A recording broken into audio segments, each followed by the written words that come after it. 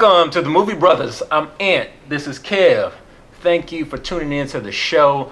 We are reviewing the film Furious 7 for you today. This film is rated PG-13, has a runtime of 2 hours and 17 minutes. This is, you guessed it, an action thriller. In it, Dom and his crew are being hunted by the brother of an old nemesis who wants revenge while simultaneously being chased by a terrorist. Okay. This film was directed by James Wan, who gave us the Insidious movies. He gave us Saw, The Conjuring, much more of a horror director. Yeah. Okay. So he takes his first foray into the Fast and Furious franchise. This film stars Vin Diesel, Paul Walker in his final film. Yeah, untimely death. Yeah. The Rock, Jason Statham, Michelle Rodriguez, Tyrese Gibson, Ludacris, Kurt Russell. I mean, there are a hodgepodge of really talented actors and actresses in this film. What do you say we get into it a little bit? Let's break it down, man. Let's break it down. Let's break it on down now. All right. First things first, okay? I am going to go on record and say that I am an unapologetic Fast and Furious fan. I have seen every film in this series. I have fun with this series, even, Too Fast, Too Furious and Tokyo Drift, which are considered to be the weakest installments of this film series. I've enjoyed those as well. Hey, they're guilty pleasures of mine. They really are. This movie basically seeks to tie the whole franchise together in a much more cohesive way, so that because it's very non-linear the way that it's been presented in the past. You got the Fast and the Furious, then you have Too Fast, Too Furious, then it skips into the future for Fast and the Furious Tokyo Drift, and then we go back to the past for 4, 5, and 6. Okay, so this movie actually tries to make it less complicated, ties everything together. We even get cameos from Lucas Black and Bow Wow, who were the stars of Tokyo Drift. Okay, so they return, for a scene that kind of sets up some certain plot elements. Basically, in this film, and the sins of London, everything that happened in the 6th installment of this series, the sins of London have followed our heroes back to the United States in the form of Deckard Shaw, who is the brother of Owen Shaw, who was the villain, the antagonist from the last film. And he is intent on revenge, okay? He wants revenge for the way that his brother was mistreated and left laying up in a hospital, just basically jacked up beyond all recognition. All right, so Jason Statham is out for revenge. And if you've ever seen Jason Statham, you know that he's a badass in his own right. He's got some skills. He's got some skills. But this movie was all kinds of fun for me. That's good to hear. Yes, Don't hate. Don't hate. I can feel the hate. You are emanating a hate vibe right now. I am not a hater, y'all. I promise you. Now, I will have to admit, I am not a fan like Kev of the Fast and Furious franchise, but I am by no means a hater. Confessions, full disclosure, I have not seen all 7 Fast and Furious films, okay? I have seen 3. All right, this one makes my 3rd. I've seen 5, 6, and 7. And actually 5 I really enjoyed. Shout out to my boy X who turned me on to it. I thought 5 was off the chain. Good taste, X.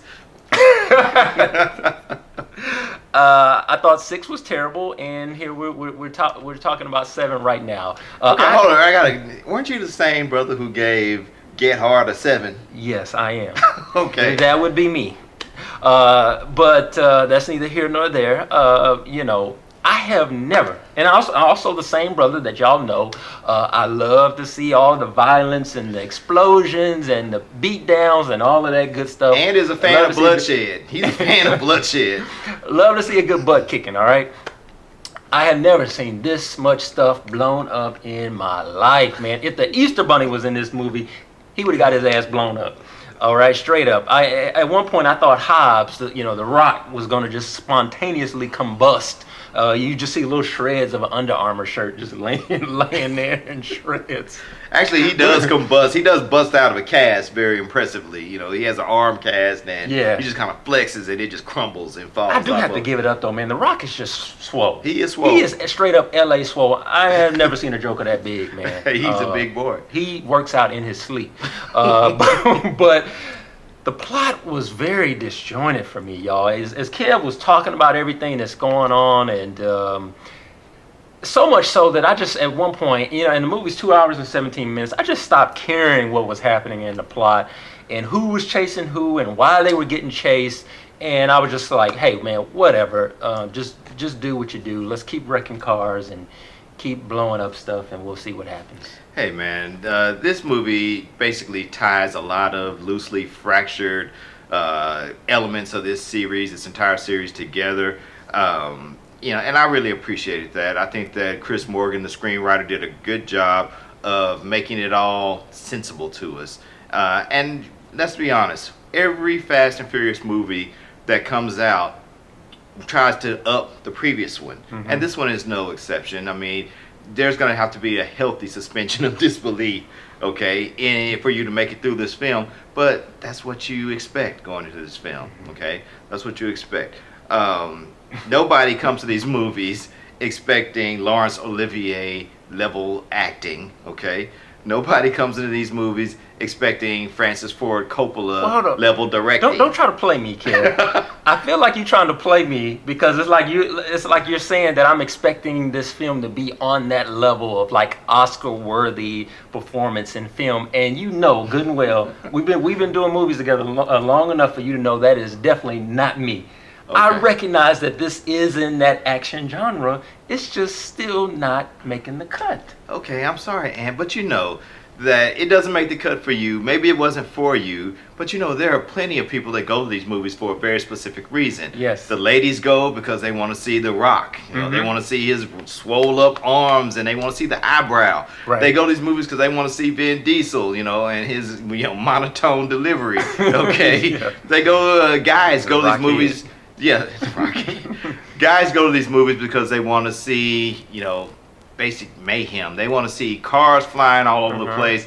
They want to see people fighting. They want to see explosions. They want to see beautiful women, and this movie has that in spades. I mean, let's not get it twisted, all right? Neither Michelle Rodriguez, nor Gal Gadot, nor Jordana Brewster are thicker than a Snicker fine, okay? But they are still attractive nonetheless. Yes. And, we are surrounded by other women who are, amply, well, you know where I'm going with this. They work with some. All right. But the bottom line is that this movie is still a lot of fun. People know what they're getting into when they go to these movies, and they're very popular. We went to see this movie with an audience because we needed to see it. We wanted to see it in that environment rather than in a screener because press screeners are boring. Okay, Speak for yourself. Press screeners are boring. You're surrounded by a bunch of critics, and they don't want to act like anything really amuses them or entertains them. That's their job. Okay, but I like being around an audience of people who want to have fun. Sure. I get that, and that's cool. Don't get me wrong. Yes, there are some cool scenes in here, some fight scenes and things like that. Hey, that Ronda Rousey fight. Yeah, she did a great job. They were throwing some blows on that. I give props on that. Probably. Arguably for me, maybe the best fight scene in the movie. I don't know. Or when the sports car, basically crashes through 3 high-rise buildings. That was awesome. Yeah.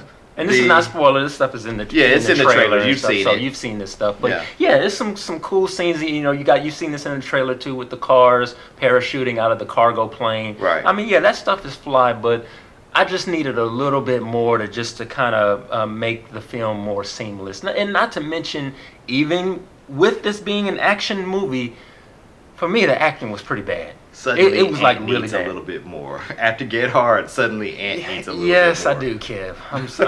I'm sorry, man, but I do. This it's just it was not cutting it from that perspective. But hey, with that said, Kev, you think we can throw some points on this thing, man? Yeah, let's go ahead and do that. Hey, I'll go first.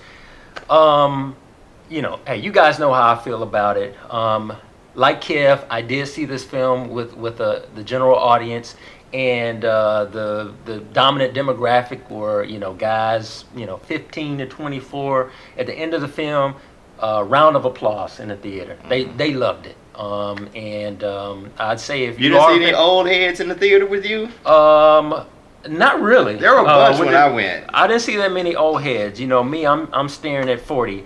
But I was, the, one of the few older guys that were in the theater. But the majority of the demographic who Furious 7 is going after, they loved it. Standing around, round of applause. If you're in that space, you'll probably enjoy it as well. But for me, I give this film nothing more than a 5 out of 10. Wow. Okay.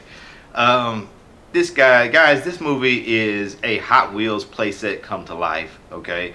And if you were the kid who played with those, or even if you're the one who got beat with the little plastic tracks, okay, Sorry for life. You will have a lot of fun, with this movie. It is a well-paced action romp that will tug at your heartstrings. The final scenes between Vin Diesel and Paul Walker are very poignant, okay? Particularly, given the fact that we know that we'll never see Paul Walker in another film again. Yeah. It was well done. I'm sorry, Ant. I really enjoyed this, and I really enjoyed the seamless integration of the scenes with Paul Walker. I mean, he died before this film was completed. Right, that's right. So there were still scenes that he had not filmed. So they used his brothers, to stand in for him. He has two brothers. They look, vaguely like him. He stood in for them. They stood in for him, and they used digital, effects in order to, do some facial changing and things of that nature. So, and it's seamless. It's seamless. You really cannot tell when they do it and when they don't. So I thought it was a really good job. I enjoyed the movie. I had a lot of fun in it. I can't think of any better way to kick off the summer movie season. This movie gets an 8 out of 10 from your boy. All right, y'all. You got an 8 from Kev, a 5 from me. And, Kev, no need to apologize for your rating. I mean, I appreciate your honesty. Hey, thank you. And I appreciate that. it helps me assess where you are as a film critic. So good. But, hey, you guys decide and, check it out for yourself. That's our show. Be sure to like us on Facebook. Or follow us on Twitter at The Movie Brothers. And last but not least, make sure you subscribe to this channel and tell somebody about it, all right? How else can we continue to bring you this level of quality entertainment? Yes, no doubt. I'm Ant. This is Kev. We are The Movie Brothers, and this is the place, the one and only place where we bring you nothing but the real on the real. Peace.